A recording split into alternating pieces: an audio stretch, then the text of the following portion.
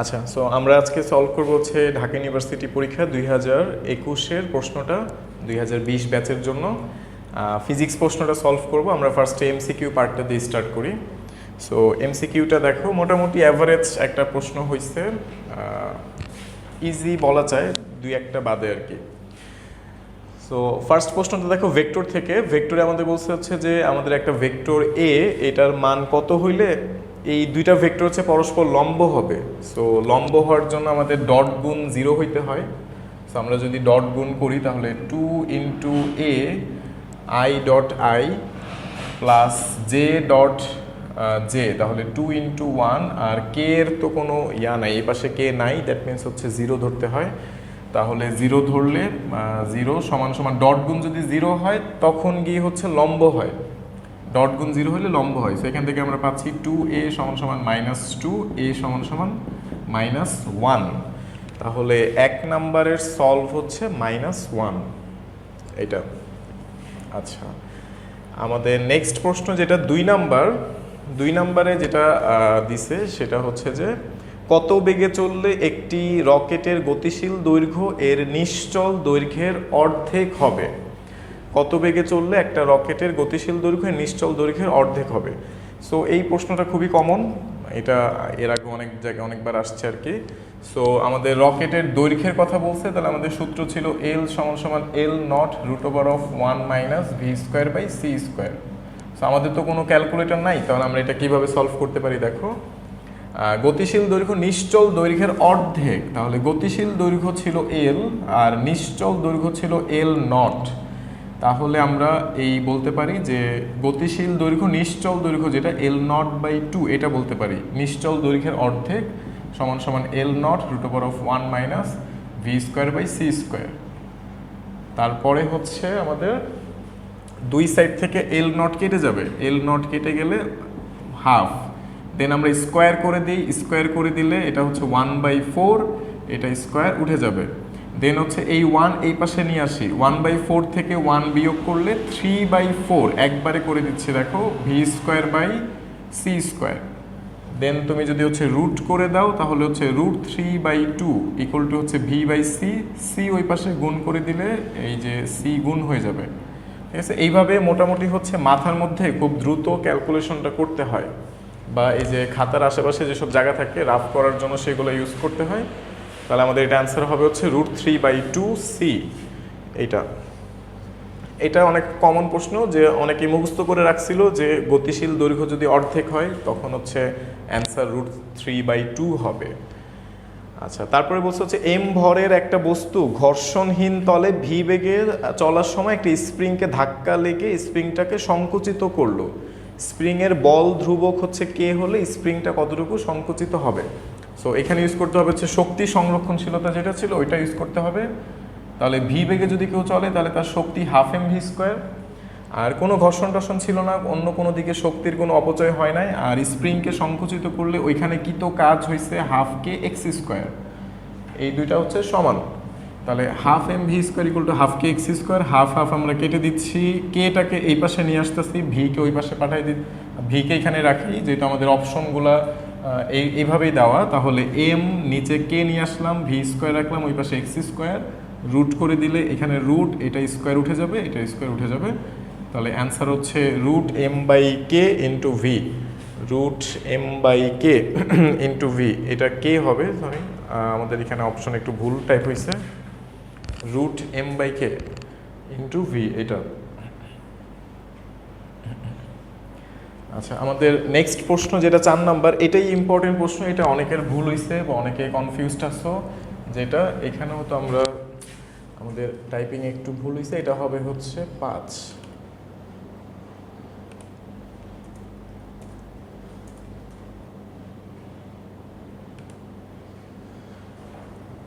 ওকে, so এটা।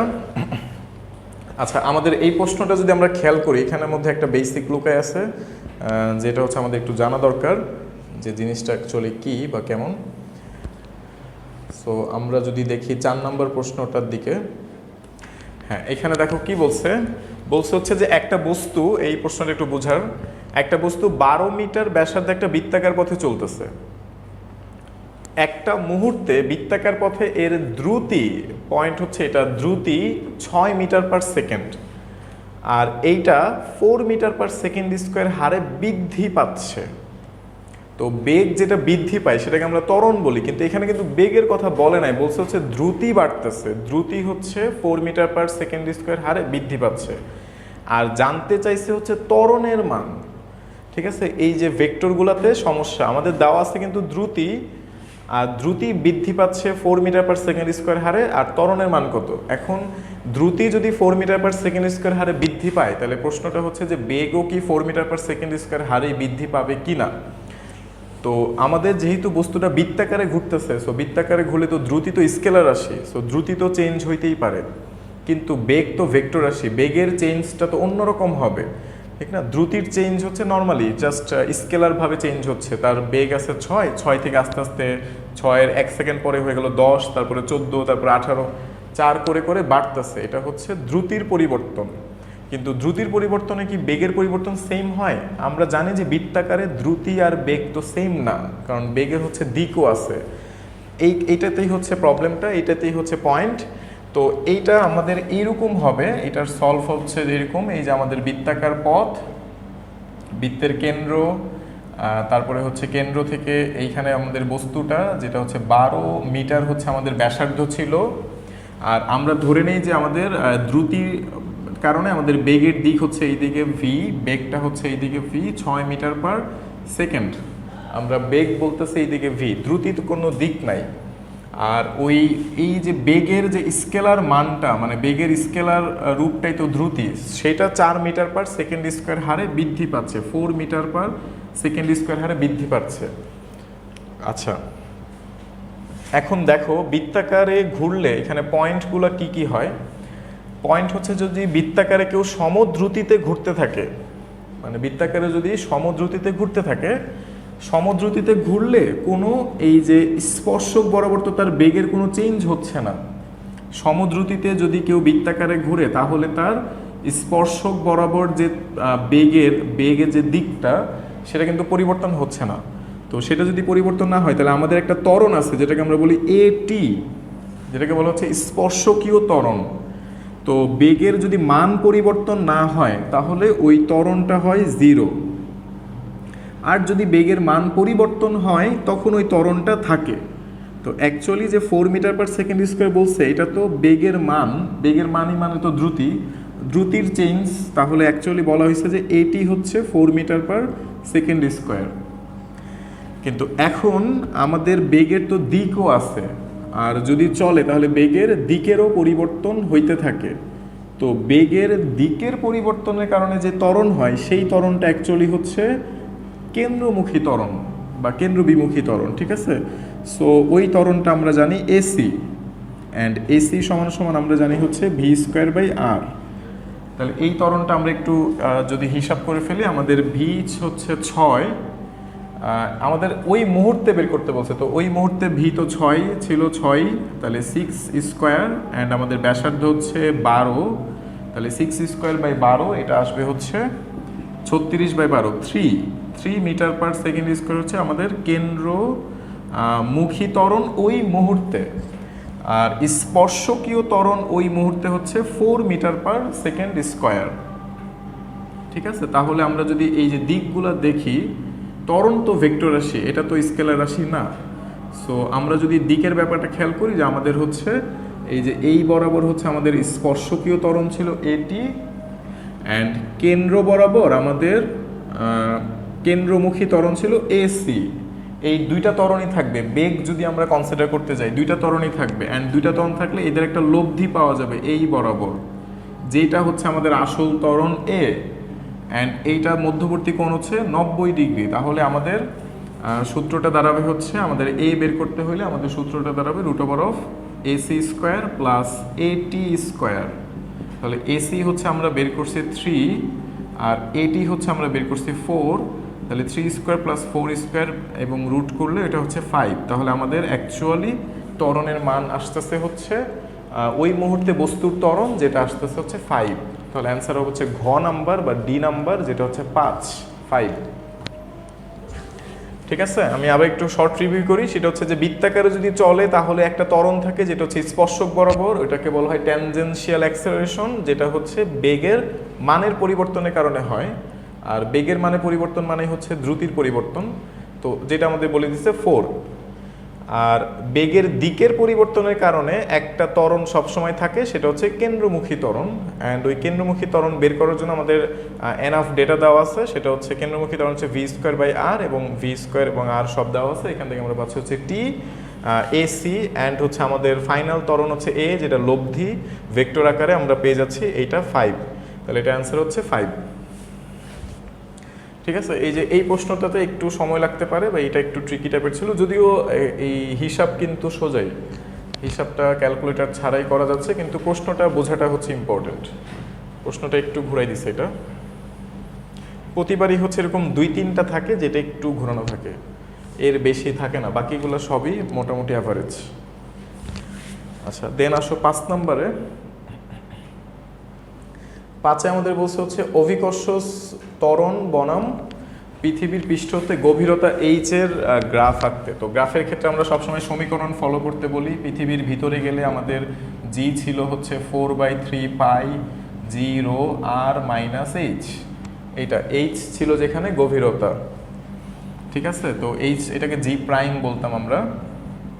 তো জি prime ইকুয়ালটা আমরা এটা গুণ করে দিই, দেখো 4/3 পাই জি রো আর মাইনাস 4/3 পাই জি রো এইচ।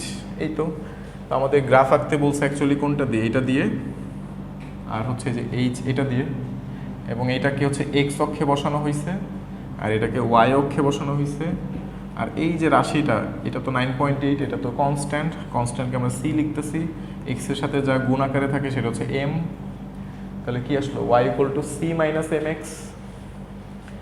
তারপরে তুমি একদম 100% শিওর হইতে পারবা যে c - mx এর গ্রাফ কোনটা। c - mx এর গ্রাফ হচ্ছে এই যে ক নাম্বারটা, এইটা, ঠিক না? তো ওই যে ওইভাবে মাপা লাগবে না যে নিচে গেলে কি কমে আস্তে আস্তে বাড়ে, ওইভাবে মাপতে গেলে অনেক সময় কনফিউজড হয়ে যায়। একদম সমীকরণ থেকে করলে ওইটা হচ্ছে বেটার।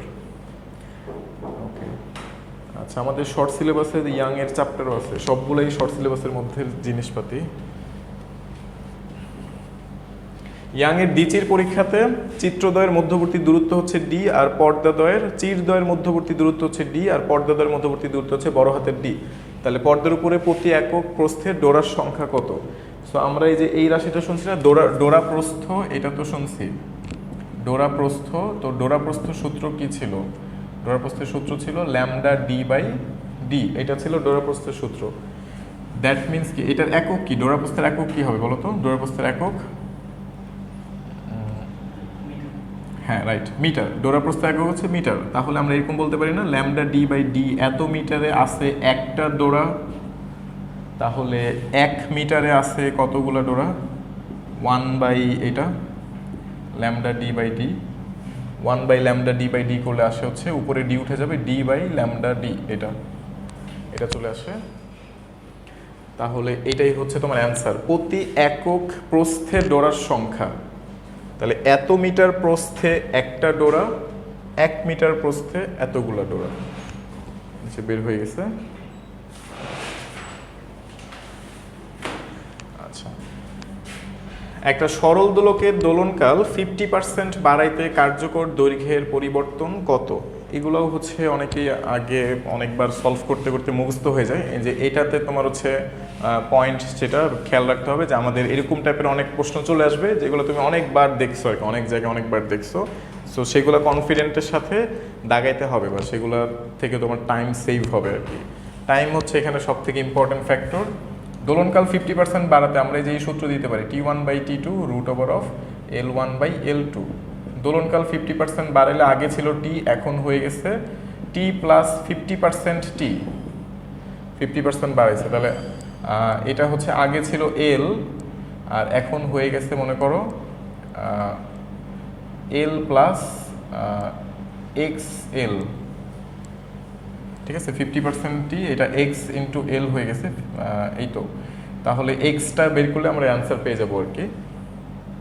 তাহলে এখান থেকে তুমি যদি হিসাব করো T, আর এখানে হচ্ছে আসবে 1.5 T, 50% মানে 0.5, আর এখানে আসবে হচ্ছে এল, এখানে আসবে হচ্ছে এল কমন এলে 1 প্লাস এক্স, সো এই যে টি টি কাটা, এল এল কাটা, then you can find out 1 plus x equal to হচ্ছে 1.5, তাহলে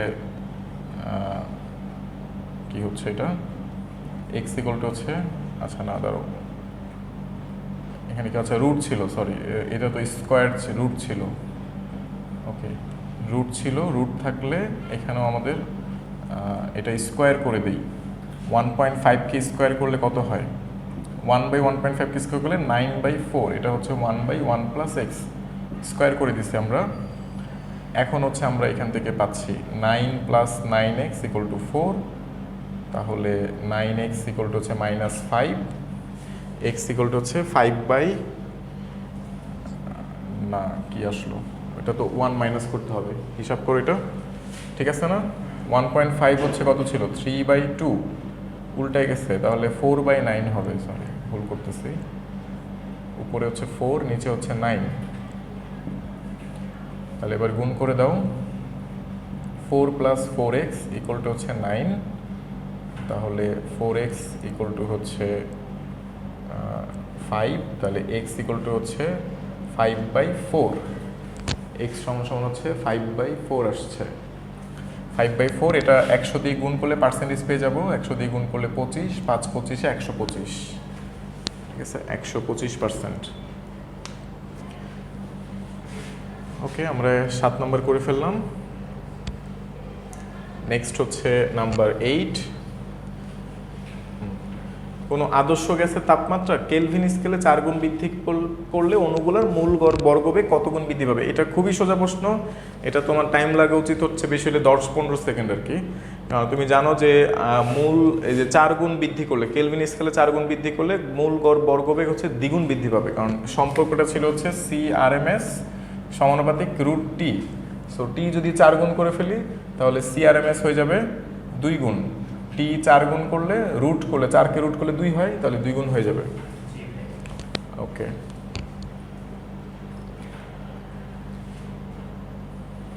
ঠিক আছে, সবই তো শর্ট সিলেবাসের প্রশ্ন দেখা যাচ্ছে। হ্যাঁ, একটা সমান্তরাল পাত ধারককে চার্জিত করার পরে যেটা বাইরে ব্যাটারি খুলে ফেলা হলো, এই অবস্থার ধারকটিকে সঞ্চিত শক্তি পরিমাণ ইউ নট হলে পাত দুটির দূরত্ব যদি দ্বিগুণ করা হয় তাহলে ধারকের সঞ্চিত শক্তি কত। হ্যাঁ ওকে, আমাদের সঞ্চিত শক্তি সূত্র হচ্ছে এরকম ছিল, ওই যে হাফ সি ভি স্কোয়ার, এটা বলতে পারো half C V square, then C এর পরিবর্তে তুমি কি লিখতে পারো A K epsilon naught by D into V square, এটা ছিল ইউ নট, ঠিক আছে, মানে আগে ছিল এটা। এরপরে কি করা হয়েছে, ব্যাটারি খুলে ফেলা হয়েছে, তো ব্যাটারি খুলে ফেললে চার্জ তো আর যাওয়া আসা করতে পারবে না, চার্জ যদি যাওয়া আসা করতে না পারে তাহলে চার্জের পরিমাণ ফিক্সড, চার্জের পরিমাণ ফিক্সড হলে পাতগুলার বিভবের পরিমাণও ফিক্সড, সো ভোল্টেজটা কনস্ট্যান্ট থাকতেছে।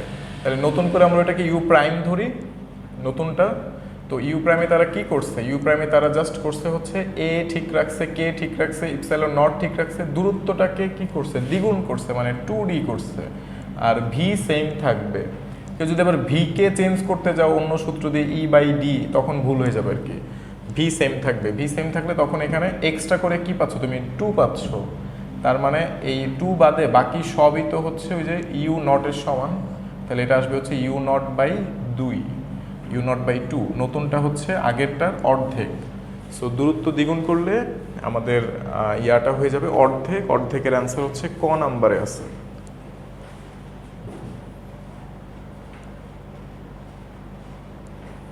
ওকে,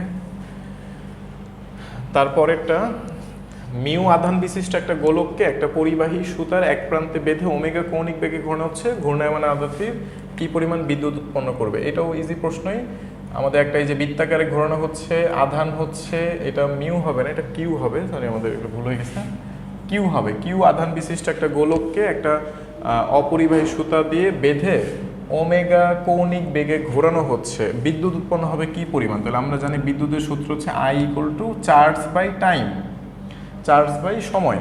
তো আমরা 1 সেকেন্ড ধরি, মানে 1 সেকেন্ড না, আমরা ধরি হচ্ছে পর্যায়কালের সমান সময়টা ধরি, পর্যায়কালের সমান সময়টার মধ্যে ওমেগা আছে, যে একবার ঘুরলে কি পরিমাণ বিদ্যুৎ তৈরি হবে সেটা। তো কিউ তো আমরা রাখলাম, আর টি হচ্ছে কি 2 পাই বাই ওমেগা, দেন ওমেগাটা উপরে উঠে যাবে, উপরে উঠে গেলে q omega by 2 pi, I I সমান সমান কিউ ওমেগা বাই 2 পাই, যেটা আছে 4 নম্বর অপশনে। তাহলে আমাদের অ্যান্সার হবে হচ্ছে 4। ঠিক আছে, এটা হচ্ছে আমাদের অ্যান্সার হবে। এই যে এই হিসাবগুলো কিন্তু মনে মনে করতে হয়, ঠিক আছে। লাইক তুমি এই সূত্রটা লিখে ফেললা, তারপরে যে টি এর জায়গায় তুমি মনে চিন্তা করলে যে 2 পাই বাই ওমেগা, এখন ওমেগা যে উপরে উঠে যাবে, তাহলে কিন্তু তোমার অ্যান্সার হয়ে গেছে কিউ ওমেগা বাই 2 পাই। এরকমভাবে তোমার পরীক্ষা তোমার কন্ট্রোলে থাকলেই, জাস্ট মাইন্ডগুলো তোমার কন্ট্রোলে থাকলে পরীক্ষা দেখতে পারতেছো যেগুলো মোটামুটি ইজি প্রশ্ন, যেগুলো দাগানো যায় আর কি। আচ্ছা, স্থিতিস্থাপক গুণাঙ্কের মাত্রা কোনটা? স্থিতিস্থাপক গুণাঙ্ক হচ্ছে ওয়াই, অথবা যে কোনো একটা গুণাঙ্ক আমরা ওয়াই ধরতে পারি। তো বিকৃতির তো কোনো মাত্রা নাই, বিকৃতির কোনো মাত্রা নাই। আমাদের এরকম সূত্র ছিল পীড়ন সমান ওয়াই ইন্টু বিকৃতি, বিকৃতি কোনো মাত্রা নেই, আমরা বাদ দিয়ে দিচ্ছি। তাহলে পীড়নের মাত্রা আর ওয়াইয়ের মাত্রা সেম, স্থিতিস্থাপক গুণাঙ্কের মাত্রা সেম। তো পীড়নের যে মাত্রাটা, পীড়ন হচ্ছে বল বাই ক্ষেত্রফল, বলের মাত্রা হচ্ছে এম এল টি ইনভার্স 2, ক্ষেত্রফলের মাত্রা হচ্ছে এল স্কোয়ার।